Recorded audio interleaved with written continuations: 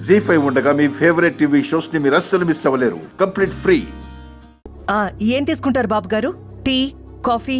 నేనేం తీసుకుంటానో తర్వాత కానీ నువ్వేంటి మా ముందు కూర్చున్నావు?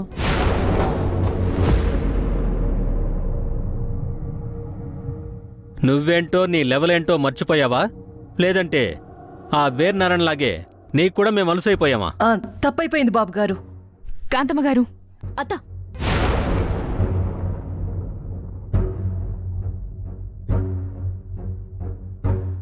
మావయ్య, మా అత్తకి గతి లేక గతంలో మీ జమీందారింట్లో పనిచేసుండొచ్చు.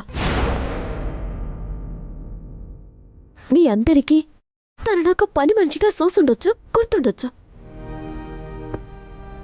కానీ ఇప్పుడు ఆవిడ మా అత్త, ఈ ఇంటికి యజమాని. ఆవిడ్ని అవమానిస్తే మమ్మల్ని అవమానించినట్టు.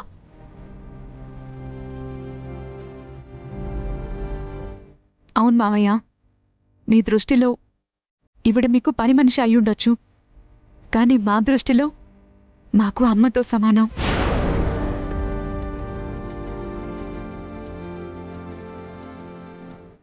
ఏ లత!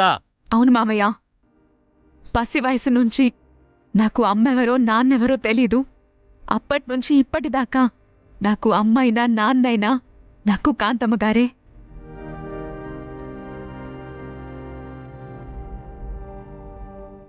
ఈవిడ స్వార్థంతోనో కోపంతోనో నన్ను తిట్టుండొచ్చు, కొట్టుండొచ్చు. అంత మాత్రం చేత మా కళ్ళ ముందే ఆవిడ్ని అవమానిస్తూ ఉంటే మేము చూస్తూ ఊరుకోలేము.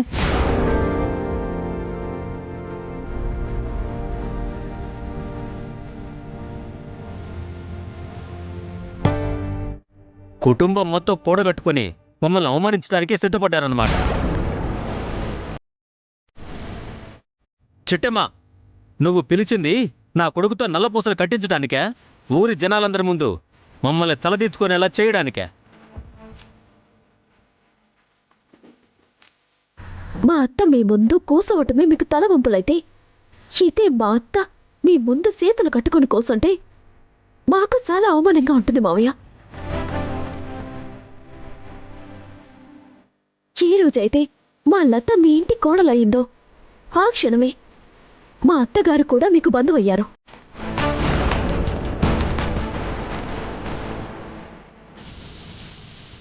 మీ బంధువుల్ని అవమానించి కుసంస్కారులు మీరు కారు అని నేను అనుకుంటున్నాను. అవును సార్, మీ మీద మర్యాదతో మా అమ్మ నిలబడి ఉండొచ్చు, కానీ మీకన్నా తక్కువ స్థాయిని మాత్రం ఆవిడ నిలబడదు, నిలబడనివ్వం కూడా.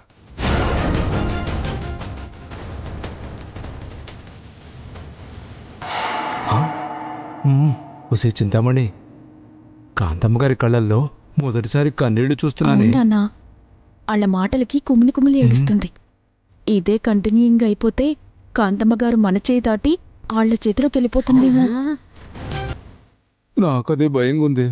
తొందరగా ఏదో పొల్లెట్టి మారిన మనసుని ఎరగొట్టేయాలా.